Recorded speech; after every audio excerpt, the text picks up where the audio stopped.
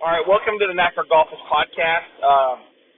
I just did a shakedown session with a new set of irons that I bought last week, and I just got them back from Doug Otten, who did the loft and lies on them. I got them adjusted to be, for my height and my swing plane, whatever, and it was great. So I got them back, and then came over here to Ansel Hoffman Park Golf Course to shake them down.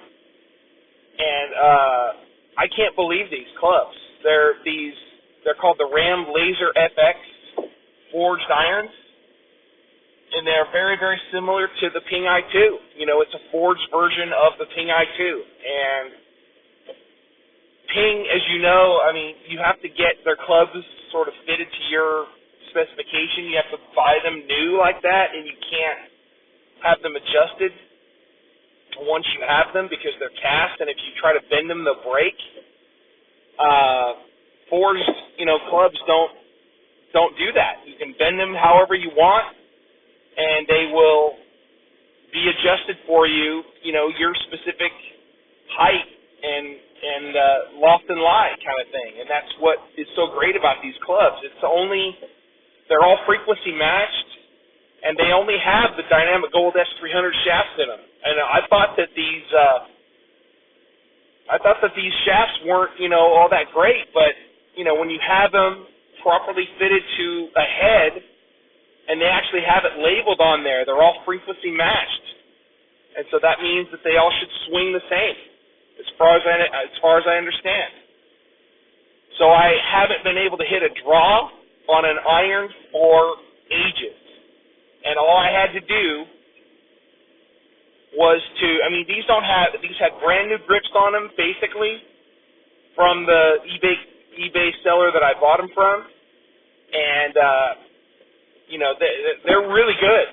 All you got to do to hit a draw with these clubs is just turn the head a little bit.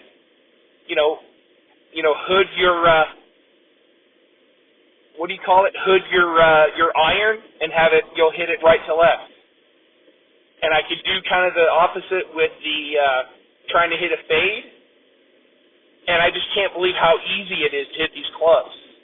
I'm in my early 50s, and you got to say something about having a not really a weaker shaft, but a shaft that's sort of equipped for my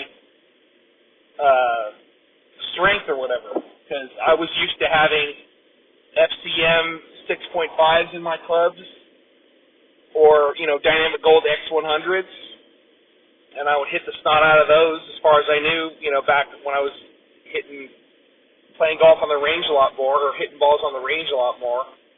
But these clubs are perfect, I think. I found this sand wedge at Play Against Sports a few weeks ago, and then I've always had this one iron that I've had in my bag that I got at that same store, but I got 3-through pitching wedge on this set, and they're just fantastic. They really are. I can't wait to make a video of them this coming Friday night at my driving range of choice. I can see the ball flight in the air, and you'll be able to see that in the footage that I make with the shots that I hit. These are magnificent. The balls at this place were decent. And I actually threw away a few of those that have no dimples on them.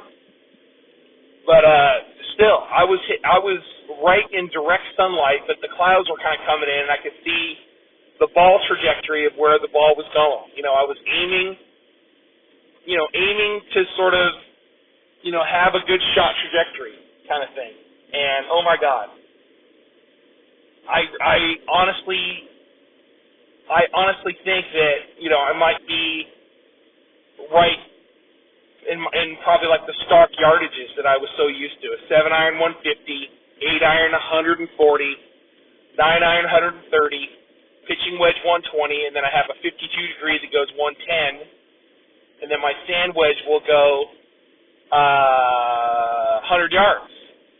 So I did play with these. I did play yesterday. That was like my last round with my Wilson Staff FG53s, my goosenecks. I'm still going to keep them. But, man, these are really, really different club head design, and they're really something. So I really appreciate being able to, I mean, I only paid like $85 for them. That's all I did. You know, they're really good. There are good golf manufacturers that are still, there are old clubs out there that are still really good and that are affordable. And there's no reason, there is absolutely no reason to spend over $100 on a set of irons. I swear to God. There's just no reason for it. And with the clubs, with the courses I play, you know, they're not run down public municipal courses. They're just, you know, they're decent tracks that I play. You know, and I have rarely played. I played rarely this year. So that's another topic all in and of itself. But you know, these clubs, man, they're great. They're just awesome. You know, I can't wait to see what the ball looks like when the lights are shining on them on the driving range. And if I play golf again this year, oh my God, these are going to be magnificent. I might, you know, it is daylight withdrawal season right now, and I wonder if I'll be able to play during daylight withdrawal season. So we'll see. Daylight withdrawal time. There's daylight savings time, and then there's daylight withdrawal time.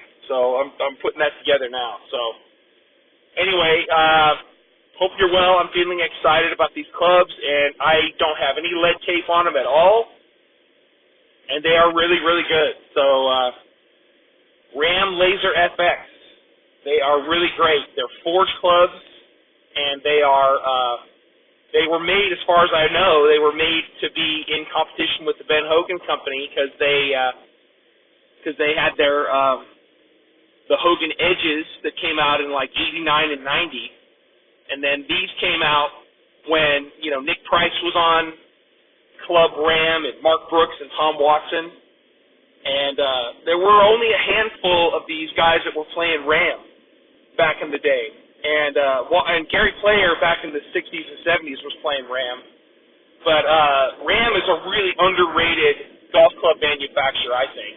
You know, you got your Wilsons, you got your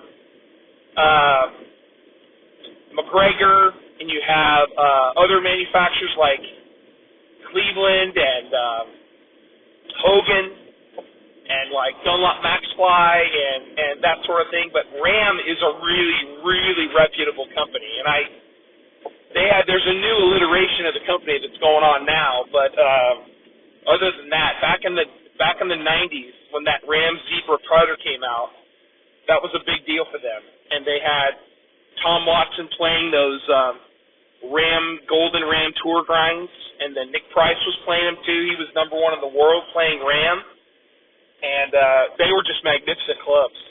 So tight and compact that it had a very distinguished, you know, looking head. So anyway, I appreciate these, and it's a really good club if you ever get a chance to see one. And there's all kinds of like Ram wedges that are out there, like Tom Watson. They had a thing where they had this wedge system where they had guys autographing wedges, and they made like a Tom Watson grind, Nick Price grind, Mark Brooks grind, and they also had one, it was Calvin Peete. You know, he was on there too, and I think Peter Jacobson might have been on there too. So I don't know, I think it's cool. Ram is a really great manufacturer, and if you come across a Ram forged head from like the 80s and 90s, that's a really good club. All right, thanks a lot. This is the Knacker Golfers Podcast on the Observant Ear Radio Network.